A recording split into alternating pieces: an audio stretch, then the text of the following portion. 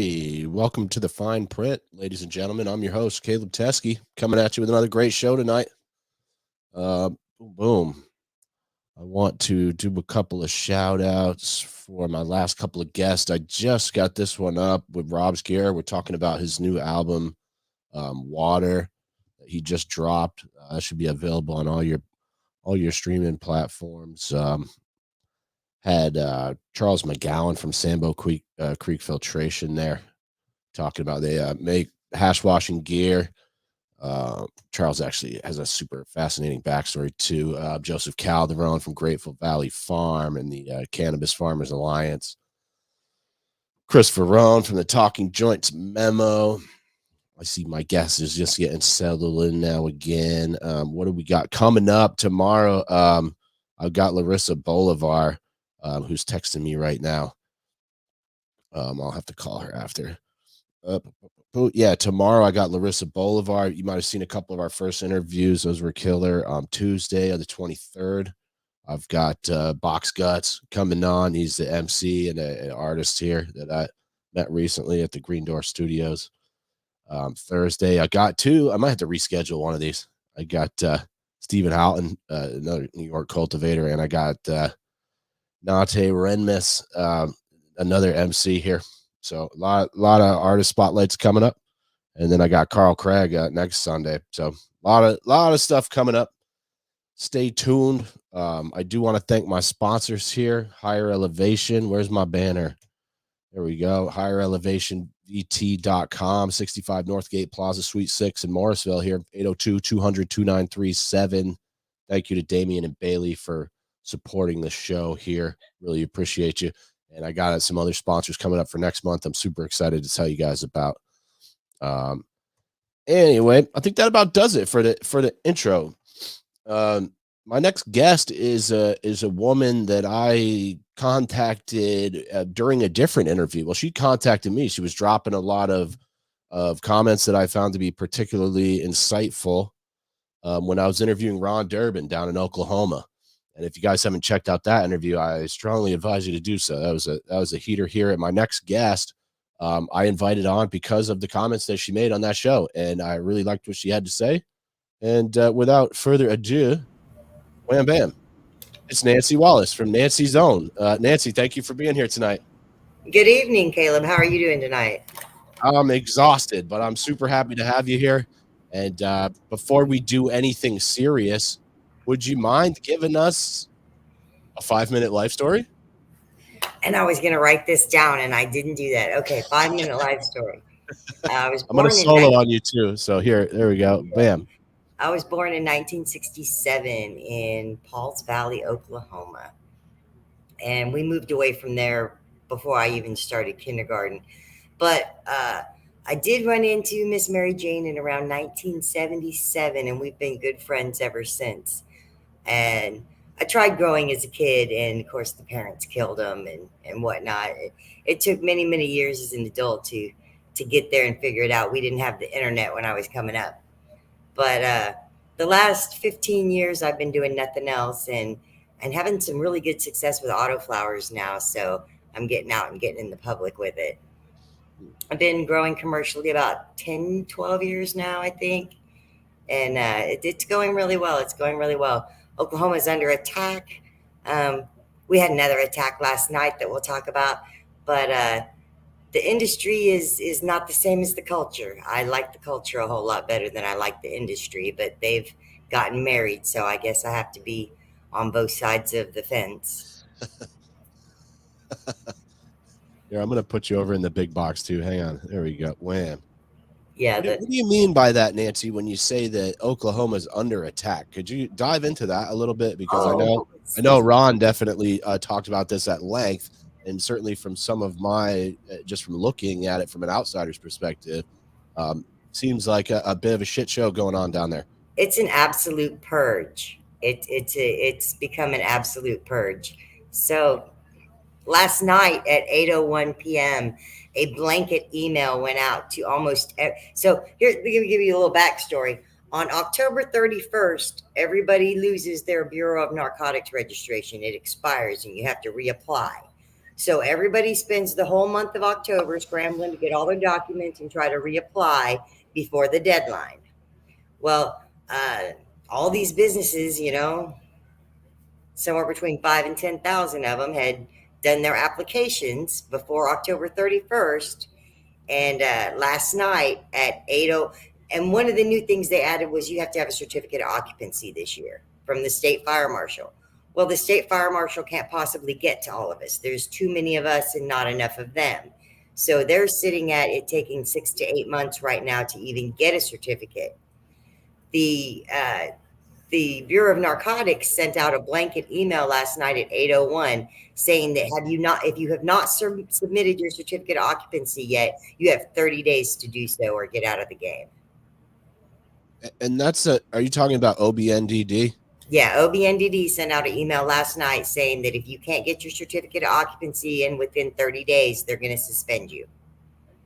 And that means you cannot you can't possess cannabis. You still have a license to grow or dispense or whatever, but you can't possess without a narcotics registration.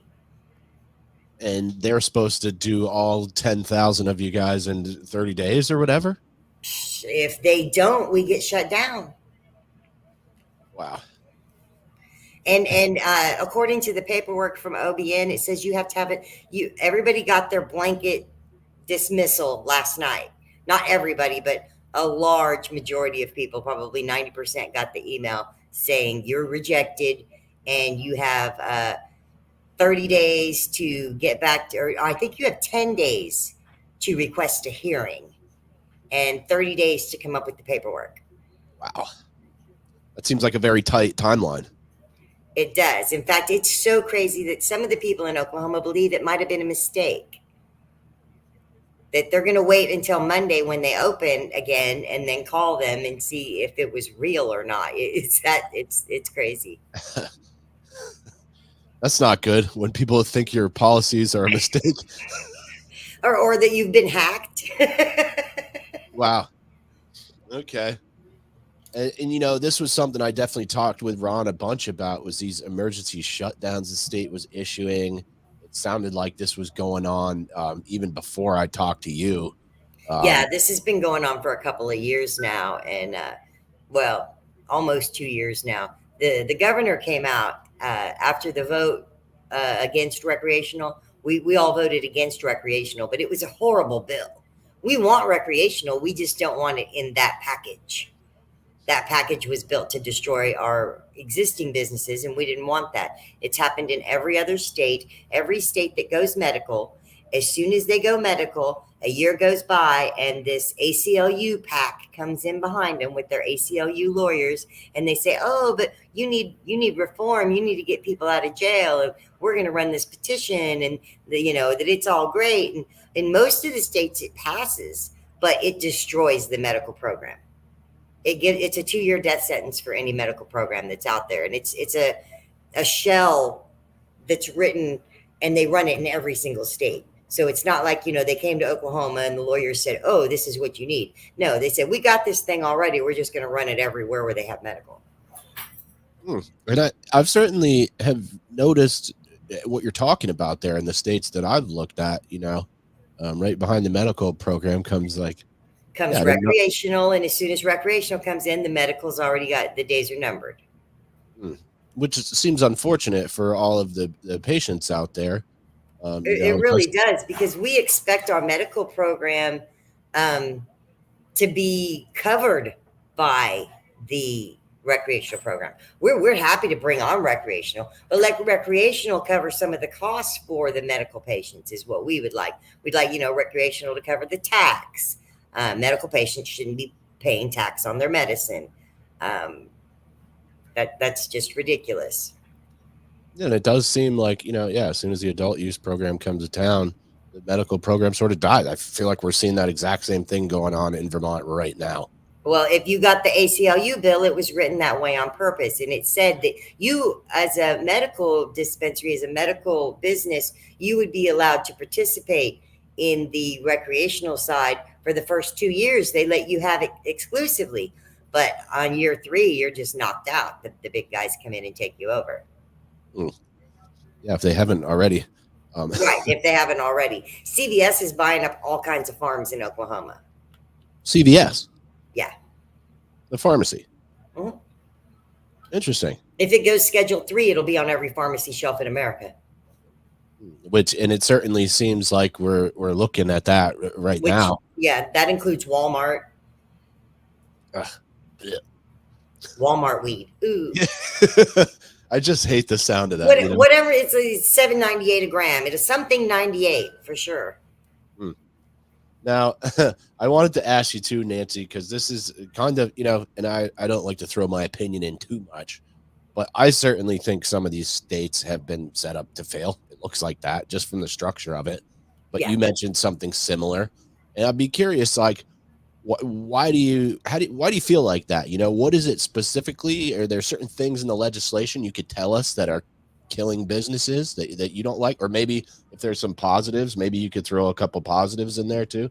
The biggest problem with the legislation, and even like here in Oklahoma, we had a petition initiative by the people, but the people aren't lawyers, legislatures, or regulators. They don't know how to write a law. So they wrote their 5 pages, and then the legislature is supposed to make rules that fall within these parameters, and they just chewed it all up. They chewed it up. But the legislatures themselves don't have a clue. There's still no provision in Oklahoma for what to do with a male plant. They don't even exist in the law. It's all female plants. Yeah, and I certainly, again, want to echo those sentiments. I've seen a lot of people that have been put in positions where they're writing laws and writing rules and regulations that really don't seem to know what they're talking about when it comes to cannabis at all. Absolutely. Like, I have never driven an airboat in my life, so I cannot be the authority. I cannot write the book. I cannot give you the instructions on how to operate and drive an airboat. If that became my job, if I did become the airboat instructor, I would have to go learn about airboats before I even tried to talk to somebody. But these legislatures are in a position of power where they have to make laws on something, and they don't even bother to do any research on it. They came out last year with a grower bond bill. One of these legislatures from eastern Oklahoma proposed a bill that all growers and would have to get a $50,000 bond, and the purpose of the bond and I guess the bond is held by the state, and the purpose of the bond is that if you lose your license, they can clean up the property. Well, it's everybody. The only way you get around from having the bond is if you've owned your property for 5 years, and the program wasn't 5 years old, so that wasn't anybody. Everybody has an LLC that they've rented their property to. Nobody owns their property hardly.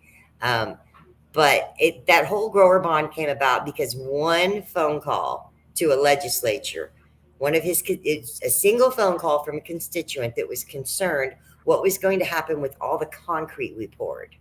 The concrete was running amok. That was the exact words they used in the committee hearing meeting, that concrete is running amok, and it costs $50,000 to remove concrete. And that's why they made the bill 50 grand. But it doesn't matter if you're in a shopping mall or a warehouse center and you're just in a warehouse building, you have to get a $50,000 bond too. It doesn't Yeah, matter. you said this was for everybody, and it sounds like Everybody. Oklahoma has a ton of licenses, so that's just going to be like a They little do. bit There's of like, oh, well, we have 10,000 licenses, so that's $10,000, $50,000 bonds. Somebody's got a bond company. And then, so they made a law saying we had to have a bond, and there wasn't even a bond for us to get. wow. That sounds so perfect for The like same way they wrote the law saying, they changed the rules at OBN saying that we all needed a certificate of occupancy, knowing full well that the fire marshal didn't have the capability of getting us one. They had meetings with the fire marshal 3 years ago. Now, all three of these agencies have known for years that it was not going to be possible to get everyone inspected and licensed at the same time. And it's part of the conspiracy to get rid of licenses is to just, they slow roll everything. I've been waiting since February on an address change. An for address change. an address change for almost a year. Yeah. Yeah. Wow. So What's it like trying to? I assume you've had some interactions with the state here, with the regulatory agencies, trying to get your businesses going. What's it been like trying to work with these folks? They don't answer any questions. They tell you, so it's their laws and rules, but they will not interpret them. They tell you have to get an attorney. So if you call and you say, it says here that you have to tag a plant when the plant can hold the tag. Well, when is that? We need something more clear than just, they're very, very, very subjective rules. At one point, they came out with a safety inspection that they wanted to do that asked so many invasive questions, it was not even funny. They were writing down how many dogs we had. They wanted to know if we had any guns. They were writing down if they smelled anything.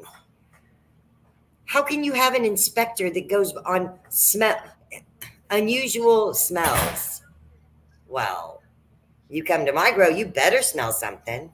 I was gonna say, what counts as an unusual smell at a weed grow? What strain would that be? I'm not sure. Most of mine do smell a little unusual. The latest one smells like Trix cereal. Fuck Like yeah! Trix, silly rabbit tricks are for kids. And I want to talk to you all. I was saving that your breeding stuff for last. But I did want to talk to you because it sounds like you just touched on this a little bit with the plant tags, and I know the Metrc stuff has been Well, huge. they recently, just this last week, they came out with a clarification, and they've now decided it'll be 12 inches. Now that's in the proposed new permanent rules, and they have proposed new permanent rules, and we're in our 30-day public comment period. One of the new rules that they proposed is that the director be able to conduct hearings, and that way we wouldn't need a judge anymore. And that's a horrible new rule. There's no way that she should be the judge, the jury, and the executioner. And I think you said that Metrc was the worst thing that ever happened to our industry. I think that was a quote that I got you on the Metrc is phone. one of the worst things that ever happened to us, and it's a wildfire. It's gone to every state, but the Metrc house of cards is falling apart right now. They are losing lawsuits all over the place. They like Colorado just quit using the tags. Like, we don't. It's using Metrc one thing, or I mean, if you want an old DOS program that shows up with a blinking cursor and green print, then it's a great program. But if you want something that's a little bit more user friendly, Metric's not the one. There's no backstop. There's no fail safe. If I put into Metrc that I took 1 million clones off of one plant, it's going to say okay, and let me go on. It's not even going to say, oh, isn't this maybe excessive, or well, how did you get 10,000 pounds in a harvest? It's supposed to be 10 pounds, but the zero button got stuck. I spilled Coke on it last week. And how does Metrc work in Oklahoma for people that might not be as familiar? Like, it sounds like you have to tag the plants. I also heard maybe you have to tag the packages afterwards. You have to tag every plant as soon as it's planted, or as soon as it becomes 12 inches tall, and you have to tag all your packages. The craziest thing with Metrc is that all of your every entry has to be done by end of day. So if it happened today, it has to be entered today. So let's say you and I have 200 plants in room A, and we're going to pull them all down today. It's harvest day. So we got to get up really early in the morning and get started, because for every plant that we harvest, we have to weigh it individually in Metrc and enter each number to the 10th of the decimal of how much it weighed in order to do a harvest. Even if we're sitting there typing in constantly, as soon as 24 hours goes by, it's cut. We can't harvest anymore. It becomes a whole new batch, whole new testing, all of that stuff. Now, they did recently roll that back and change it so that we can have a harvest that takes more than one day, because we just can't physically get the paperwork in. Doing each one individually, manual entry, it's ridiculous. They used to let us average. We could weigh all the plants together and then divide by the number of plants and do an average weight. But they don't do average weights anymore. Now we have to weigh each one individually. That was a brilliant rule. Yeah. Yeah, and it sounds like they changed it to something that made your life harder, huh? Absolutely, absolutely. But somebody out there has done something amazing, and they've built a plugin for Metrc, and it's called Track and Trace Metrc Tools.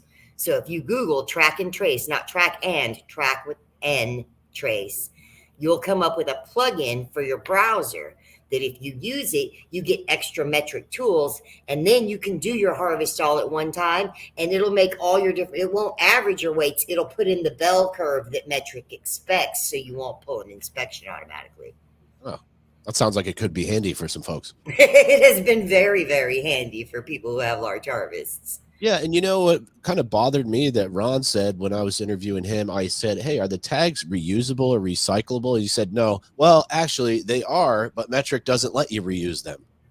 Oh, I'm sure they would. Yeah, I mean, if I killed a plant and I could go into Metrc and be like, okay, this plant is dead, it could zero out that tag and put it back in the pile to be used again.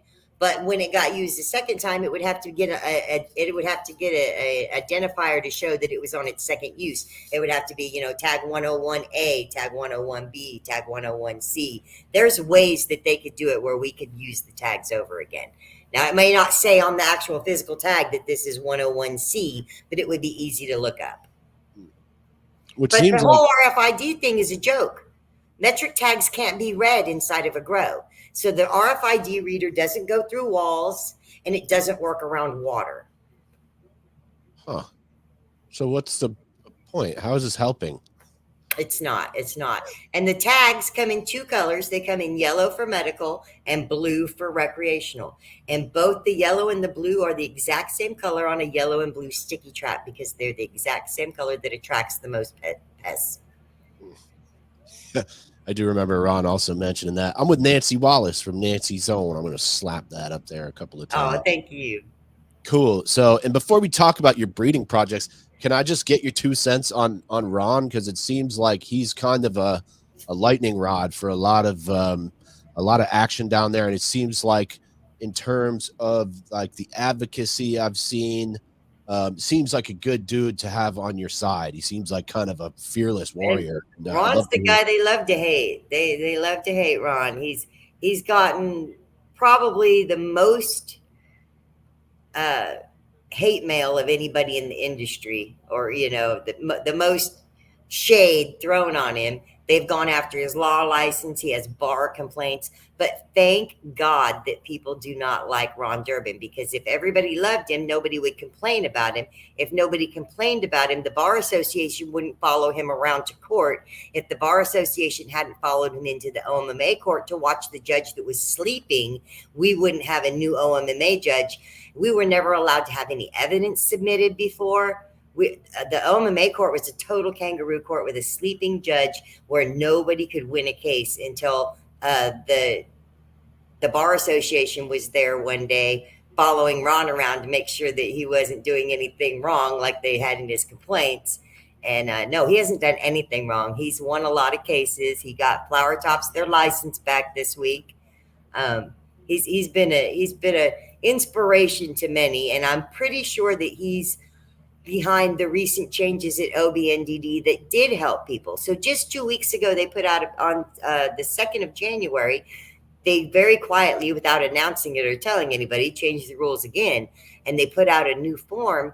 So before, if you owned a business and you had your OMMA license and you had your OBNDD registration, and say Chance the Rapper wants to come and buy your business and hand you a bunch of money, you could sell them your OMMA license. But as soon as the transfer went through, the OBNDD license would become void, and they would have to move all their product out and apply for a new OBNDD and then wait in line for it to come. So there wasn't any way to transfer a license from one person strictly to another person because the product couldn't follow with it. But just this month, on the 2nd, OBNDD came out with new forms stating that you can transfer your OBNDD license, and that the old owner is responsible for keeping the inventory, and that the sale does not close until after the paperwork goes through. Interesting. Okay. Well, interesting that they say you can transfer one, and then 2 weeks later they denied them all. Oh. Huh. A nice twist there. So the 68 that made it through last night, you can sell, and the rest of them, I don't know. They all have 30 days to come up with their stuff. Such a quick. And the fire marshal wants 6 to 8 months minimum. I mean, it's physically impossible with the number of fire marshals we have, the number of businesses we have. If they were inspecting and issuing COOs 24 hours a day, 7 days a week, they still could not get to us all. And here's the real rub. You're going to love this, Caleb. Guess who does not have a certificate of occupancy in Oklahoma? The fire marshal. OMMA. The fire marshal wanted to move into the same building with the OMMA, and they refused to move in because of the fire code. But you guys all have to do it. We have 30 days to come up with a paper or we're done. Ain't that some shit?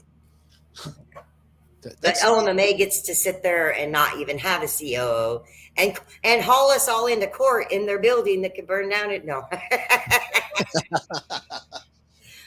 When we first started going to court there, they wouldn't even let us use the restroom. It was horrible. But a lot of things have changed. We're allowed to record now. We're allowed to use the restroom. There is no longer 10, 12 police officers standing around us, watching us to make sure we don't break out. It's relaxed up there quite a bit. 10 or 12 police officers. That sounds a little excessive. Yeah, no, it was that way every time that we would go to, every time we would have hearings, or if we were going to the Supreme Court, or if we're going to the Capitol, wherever we're at, they just bring a really heavy police presence. And the police have, I've spoken to the police many times, and they're like, so everything's okay here? And we're like, yeah, we're stoners. Everything's okay. This is the epitome of peaceful protest. We're all walking slow and looking for pizza. There are no pitchforks in this mob. I'm sorry. I'd be more asking the cops, like, there's 12 of you. Is everything okay here? Like, you guys need some help? We can push your car. Yep. That's got to be a little, I don't know. I feel like that's a little bit of intimidation. We laugh. It is for intimidation. And we laugh when they bring all the cops. And sometimes it's funny, but sometimes it's not. Sometimes it's in a situation where, like this poor lady, she doesn't even smoke cannabis. She got into the business for her son.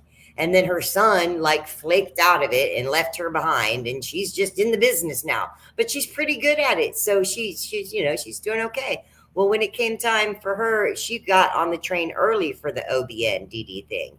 And she actually got her fire marshal certificate. So once you get your fire marshal certificate, the next thing you do when you send all your paperwork into OBN-DD is they call you in for an in-person interview.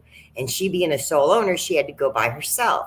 So she went by herself to the Bureau of Narcotics, and they took her into a locked room while an officer with a gun sat across from a table and drilled her with pictures of her facility, wanting to know what is in this blue barrel and what's behind that door, and is this fence secured with a lock and a gate, and drilling her to make sure that she was a real owner and knew what was going on. And they asked her questions that even owners don't know. How much was your last harvest, and how many plants did you plant? And yeah, that's a lot of shit to keep track of, just off the top of your head, She passed, but her story of her interview gave me PTSD. I'm not going into a locked room where you got a gun and I don't. Yeah, for not by myself. I'll go maybe with a lawyer. Can my lawyer bring a gun? Yeah. He's Ron Durbin. You don't know. He might already have one. Wouldn't surprise me. I wouldn't blame him either. I feel like maybe Ron should have one. Ron's fairly non-aggressive and non-violent, but he is very constitutional. He's very into what it's not necessarily, regular law, but constitutional law. There are certain rights and there are certain procedures, and things like, Oklahoma wrote this Open Records Act, and we got to hold them accountable. Apparently they never thought anybody would show up and say, let me see the records. Yeah, and that was the other note I have here in my phone before we get into your breeding project, was about the open record stuff. And I I think on the phone you said we should be able to show up and inspect the records. I think Ron said maybe they weren't allowing you to even look at some of these records. So what's going on there, Nancy? They're still not allowed. So in the statute, it says that we should be able to openly inspect. Now it says we can copy and it says this and that, but it says that we should be able to openly inspect any business day during business hours. And the reason for that is so that they can't alter records. So you can go in and inspect and be like, oh, yes, okay, that's what I need a copy of. And then you can request a copy. And then when you get your copy, you know if it's the same thing that you inspected. They don't have time to change stuff. But nobody has allowed anybody to openly inspect here. And OBN is very, very combative on the open records. They came up with a ridiculous bill for what they wanted to provide the copies. Something, I mean, it was in the tens of thousands of dollars to get their open records from them. And absolutely ridiculous. Absolutely ridiculous. No. I've seen the same thing in Vermont here. I tried to put in a couple of FOIA requests and they quoted me just outrageous prices just to look at emails and stuff. Like, I don't think that's really freedom of information. That's freedom if you have enough money to pay for it. Well, some of what we're asking for is public record, but it's not on record publicly anywhere. Damn. Public record that's not on record publicly. Well, you would think that court proceedings and stuff like that with OMMA would be public record. Absolutely, yeah. But so after the ACLU, or not ACLU, after the Bar Association came in and saw that the administrative judge for the OMMA was not qualified, that very next morning we had a brand new judge. Oh. And this judge was another OMMA appointed judge. She came into the courtroom and she made it abundantly clear that the rules of this court would not follow the rules of other courts in the land, that this court only went by OMMA rules. She was gone in about 3.5 hours. And at that point, the Attorney General appointed their own administrative law judge. And since then, we've had Attorney General appointed ALJs in there each time. And they have managed to allow us to present evidence. Cases have been won. One case, the first case that we won, though, the ALJ says, okay, yeah, no, I'm going to rule in their favor, and you need to let them back into their Metrc and lift their suspension. And OMMA said, okay, we'll lift the suspension. And then the very next day when they tried to do business, they found out that their suspension was lifted, but they still had an embargo. Embargo had never been mentioned throughout the entire case. Nobody had ever said they were being embargoed. That was just something that they came up with after they lost. Just making shit up on the fly? Just making it up on the fly. That's got to be frustrating as a business owner to try to deal with all that shit. And they have the full authority and we have no choices. Oh, I hate that. I'm with Nancy Wallace, Nancy's own. Cool. Before we get too far into the depressing stuff, I want to dig into your breeding projects here, because that seems like it's your thing. And I've been watching all your content since you checked out my interview with Ron, and I've been following along. So tell us what you got going on, Nancy. And I definitely like to talk about this record that you got towards the end. Yeah, the record is what started it all. I was actually just growing and breeding for myself. I've done for years and years and years, and supplied me and a few friends, and not really had enough left over for strangers. But Mephisto got me a just glorious bank full of seeds to work with. And the double grape has always been one of my favorites, one of my all-time favorite autoflower seeds to grow. And I had a world record round with those double grapes with 33% THC. It was just amazing, out of this world. So we took the world record round and crossed it with just a whole bunch of stuff. And I shared the world record seeds with all my breeder buddies. And it was like, here, you take some and you take some. And so now a couple of years later, we've all gotten back together and they've been like, yeah, I made these and I made these and I made these. And so we're putting them together and we're releasing them out, the best ones that we made.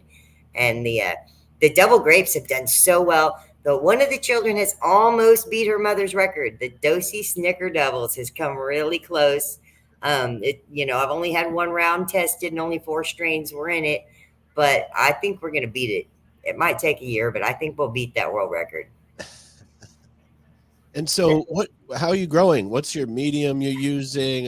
Tell us a little bit about your cultivation techniques. I love living soil because I can reuse it over and over.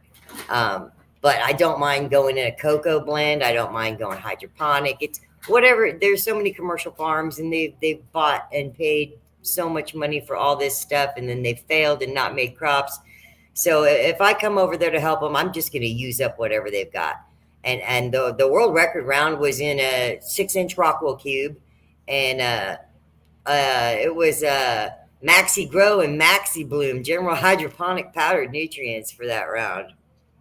And I don't like those so much, so I starved them. That might be what made the record THC. I think lower nitrogen does help bring your THC levels up. No shit. Yeah. We got a comment. Oh, it's Jason Stefano. He said living soil. Yeah. Definitely living soil. Jason was in the NYPD for 20 years. And oh, nice. Hell yeah. Thanks for tuning in, Jason. He was supposed Bio 365 is a good living soil that you can get. Paonia is one from Colorado that I really like. Another small company that does good work. Unfortunately, the good stuff from out in California does not pass our testing here, so we can't use build-a-soil. Oh, no shit. And what do you mean by that? Is that like the build-a-soil has too many heavy metals? Oklahoma decided to take the testing requirements from every other state in the nation and then go just a little bit harder and make them so that there's no way that everything that's grown here would be cleaner than anything grown anywhere else by testing standards. So our levels for pesticides, heavy metals, all of that stuff, mycotoxins our thresholds are lower. Our thresholds are higher. Our threshold for failure is lower, but it takes us, we have to do better to make it. I feel you. Yeah. And some of those testing standards seem pretty, I don't know, seemed a little ridiculous, like maybe overkill. But I'm not the science guy on that one. Yeah. No, definitely. So arsenic is natural substance. It's organic. It's in the soil. It's in the water. It's in things in Oklahoma. And pretty much everybody on the western side of I-35 has to watch out for testing high for arsenic. No shit. Well, cannabis is a plant that wants to soak up everything bad. They've planted it at Chernobyl to get rid of the radiation in the soil. It's a remediative plant that will take all the toxins and store them and get them out of the soil for you. There we go. One from Jason here. They got this black dirt here where I'm at. I haven't used it, but it's supposed to be pretty nice. They make it. I assume he's talking about that same company. It's mostly compost. I'm going to give it a try and get back to you on that. Keep us posted, officer. Yeah, I mean, you can grow straight in worm poop. It'd be expensive, but it wouldn't hurt the plant. Have you ever tried that? I have. I've had a bag of worm poop, and it was kind of old, and I was like, it actually was already on a grow that I got to, and we weren't going to reuse it, and I just ended up planting a plant right in the bag to see what would happen. It grew great. Nothing wrong with worm poop. A few years ago, probably about 10 years ago, I was on the Kyle Cushman train, and I was all about that veganics. And Vegan Matrix was the stuff, and I had my rule: no poop bigger than a worm. But now I've raised the bar a little bit. Now I'm no poop bigger than a fish. So I didn't used to use any fish, bats, birds. None of those poops. But now I will use koi poop. I like koi, and I've recently gotten some Wizard Brew alpaca poo. So I'm going to use a little alpaca. Hey, Anthony Smith, how are you? Yeah, there's Anthony. How's it going? Anthony was out there filming at the MMA when they brought their change in. $2,000 fine paid in nickels, pennies, dimes, quarters, and dollar bills. Hey, the state wants to jack with us. We can jack with them back. Here's your money. I paid a parking ticket with pennies one time. I went to the bank and cashed in the bills. That's what they did. They went to the bank and they bought rolls. They didn't unroll them. Ron wanted them to unroll all the coins and mix them together, but they left them in rolls. But the bucket was so heavy that the lawyer for OMMA could not lift it. It was hilarious. You're going to have an alpaca over, Jason? You should collect the alpaca poo. It's cold poop. It's good straight out the alpaca. Yeah, Jason, get that poop. Nancy, I'm super psyched to talk to you. I also was curious because I'm a big grape guy. I don't know if you noticed my logo and my hair and everything, but Yeah. I'm kind of a whore for the grape strains. And boy, I love to get down to Oklahoma one day and try some of that out because that sounds amazing. Yeah, and we've got a bunch of perps in the next line. The next line was Dark Jedi. Brother Mendel did an amazing job with Dark Jedi. And so we got a lot of Dark Jedi strains that we brought out. I think there was 9 of them all together. There's 6 of them left. And out of the double grape, there was 6 of those all together, and I think there's 3 or 4 of those left. They've mostly sold out already. Good. That's a good problem to have, huh? It is. And we're doing small batches because I only want to put out the best ones. I mean, we had 60 double grape crosses that we could choose from. And we just picked the 6 that we felt had performed and done the best commercially to put out for the public. And is there some particular reason you lean towards the auto flowers? Because this has been an interesting conversation that I really don't know much about, but I've certainly discussed this with a ton of cultivators um, who don't have that preference. But I see people loving your stuff, and I'd be curious if there's a reason why you went that Yeah, way. I was photo periods only for a long, long time, and especially with breeding because I wanted my breeding stock. I wanted to keep my mother alive. I wanted to keep back crossing. It makes it so much easier if you've got that parent stock and you got the sisters and you got the brothers and the mothers and the cousins all there together. You to lock down traits. It's way easier to do with photo period strains. But man, those autos, they just grabbed my heart. They're so fast. So the difference between growing a photo period and growing an autoflower is like the difference between driving a Cadillac that's an automatic, you can take your time, you can do what you want to do, or a Hayabusa. If you don't go fast on a Hayabusa, you can't stay upright. So it's all gas the whole way. You got to shift when it's time to shift. You got to switch gears when it's time to switch gears. But the autos don't give you any forgiveness. They're quick. They're real quick. But once you learn how to grow an autoflower, it makes all the rest of them so easy. You can grow 2 rounds of autoflowers in 5 months in the time it takes you to do 1 round. You can learn twice as much, twice as fast, I guess. Yeah, and it seems like a convenient option for a lot of like home growers. I see a lot of my friends that have amateur home grows, they seem to like the auto flowers for that same reason.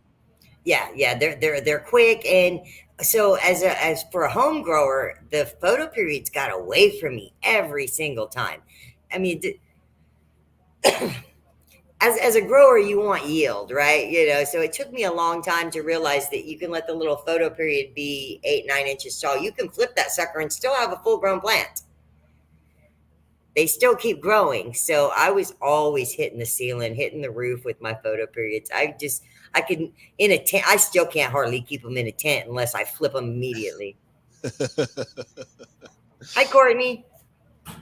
Hi, Courtney. Oh, we got a comment there. Yeah, it's Courtney Young. Hey, thanks for tuning in there, Courtney. Getting towards the end of the shit here, Nancy. I want to thank you for coming on. I do want to open up a little time here.